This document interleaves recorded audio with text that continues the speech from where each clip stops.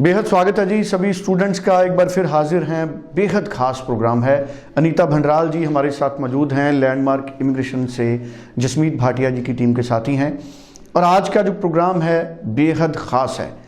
इस तरह की चर्चाएं हैं कि मई इनटेक के कोर्सेज ख़त्म हो चुके हैं। कनाडा में मई इनटेक के लिए स्टूडेंट्स को बड़ी दिक्कत आ रही है। इस पे क्लैरिटी लेंगे अनीता जी से कि क्या सचमुच मई इनटेक के लिए कोर्सेज ख़त्म हो गए हैं। इसका मतलब है क्या मई इनटेक ख़त्म हो गया है, अब कोई संभावना नहीं है, या कुछ ऑप्शंस मई इनटेक के लिए हैं। अनीता जी आपका स्वागत है। Thank you so much sir. Anita ji बताइए, क्या सचमुच हम मान लें कि मई इनटेक के लिए कोर्सेज ख़त्म हैं?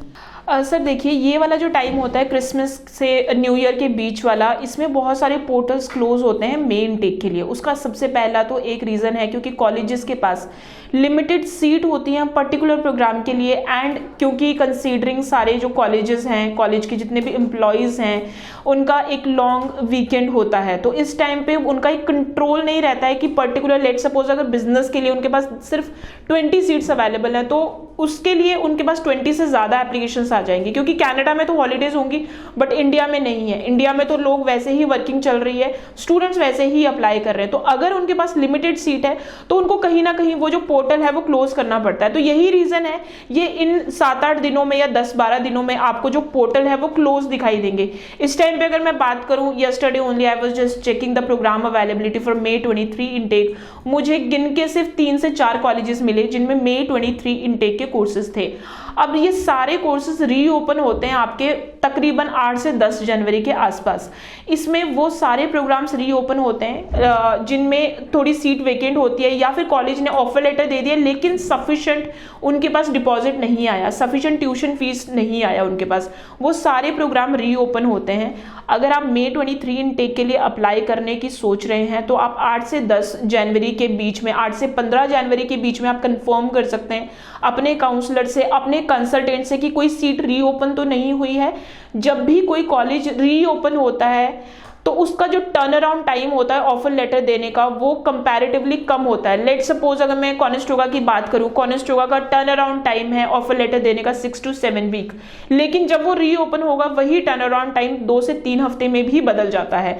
या फिर कई कॉलेजेस तो ऐसे हैं कि अगर 1 महीने में वो ऑफर लेटर दे रहे हैं, क्योंकि उनकी सीट रीओपन हुई है, वो हफ्ते के अंदर भी ऑफर लेटर डिलीवर करते हैं, लेकिन इसकी कोई कमिटमेंट नहीं होती है।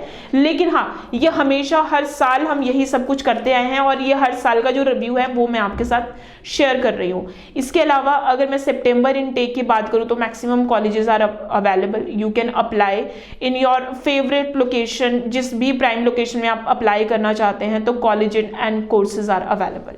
चलिए, तो बड़ी सफाई से आपने सारी चीज़ें समझाई हैं। मुझे लगता है स्टूडेंट्स को किसी तरह की कंफ्यूजन नहीं होगी।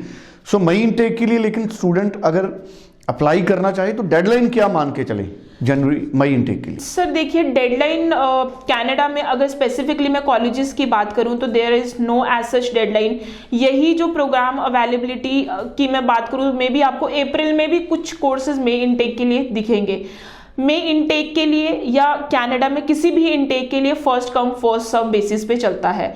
सो अगर आप अभी अप्लाई कर रहे हैं, कंसीडरिंग हमने हाई कमीशन को भी अप्रोप्रिएट टाइम देना है, तो 31 मार्च इज द लास्ट थिंग कि जब आप ट्यूशन फीस डिपॉजिट करके वीजा फाइल लॉन्च कर लें। सो क्योंकि हमने हाई कमीशन को भी एक अप्रोप्रिएट टाइम देना है वीजा डिसीजन के लिए।